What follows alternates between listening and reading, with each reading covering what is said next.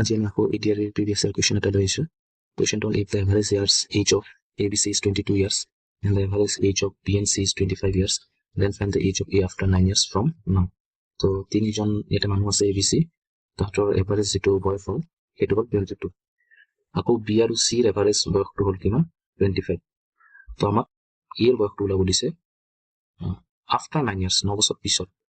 তো প্ৰথমতে আমি চাওঁ যে এভাৰেজ মানে কি।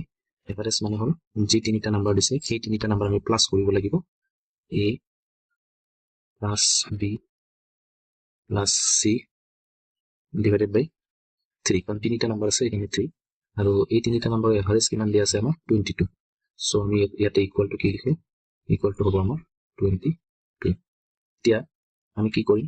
আমি মেথছৰ ৰুল এপ্লাই কৰিম। আমি জানো এই 3টো ইফালে গ'লে কি হ'ব? ইনটু।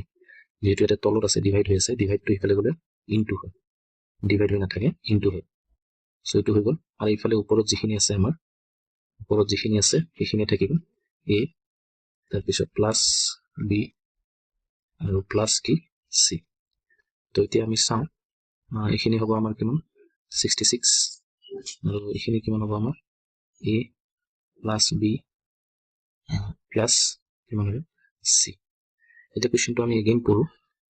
এগেইন আৰু এটা বস্তু দিয়া আছে আমাৰ ইয়াতে, সেইটো হ'ল কি যে আকৌ এভাৰেজ উলিয়াব দিছে তাৰ বি আৰু চিৰ, সেইটো হ'ল 25 years। এইবাৰ বি আৰু চি দুজন আছে। চ' আমি চাইডত কৰিব, এইবাৰ দুজন আছে বি প্লাছ চি, দুজন আছে কাৰণে ডিভাইডেড বাই 2, আৰু এই দুজনৰ এভাৰেজ কিমান আছে আমাৰ? 25 years। তো ইয়াতে আমি 25 লিখোঁ। তো এতিয়া আমাৰ আমি জানো মেথছৰ ৰুল, এইটো ইফালে গ'লে ইনটু হ'ব। চ' 25 ইনটু 2, আৰু ইফালে আমাৰ ওপৰত কি থাকিব? বি প্লাছ চি আছে, তো ইফালে বি প্লাছ চি থাকিব। নেক্সট আমি কি কৰিম? আমি এইটো ইনটু কৰি দিওঁ, 25 ইনটু 2, এইটো কিমান হ'ব? 50, আৰু ইফালে বি প্লাছ চি আছে, বি প্লাছ চি আমাৰ থাকি গ'ল। চ' আমি বি প্লাছ চি 50 পাই গ'লো। এতিয়া আমি এটা দেখা পাইছোঁ এইফালেও বি প্লাছ চি আছে।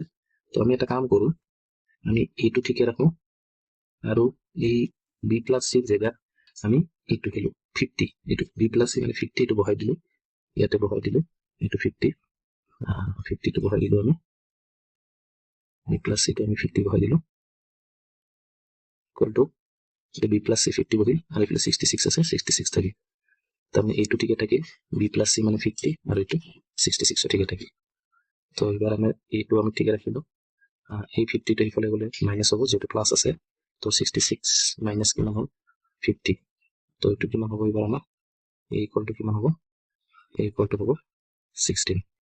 কিন্তু ইয়াতে আমাৰ অপশ্যনতটো 16 এনচাৰ, তাৰ কাৰণটো হ'ল ইয়াতে যিটো এনচাৰ ওলাব দিছে আফটাৰ 9 years ওলাব দিছে, 9 years পিছত। তো এতিয়া যদি 16 হয়, তো 9 years পিছত এজটো কিমান হ'ব? প্লাছ 9, তো 25 years হ'ব আমাৰ আনচাৰ, 25 years।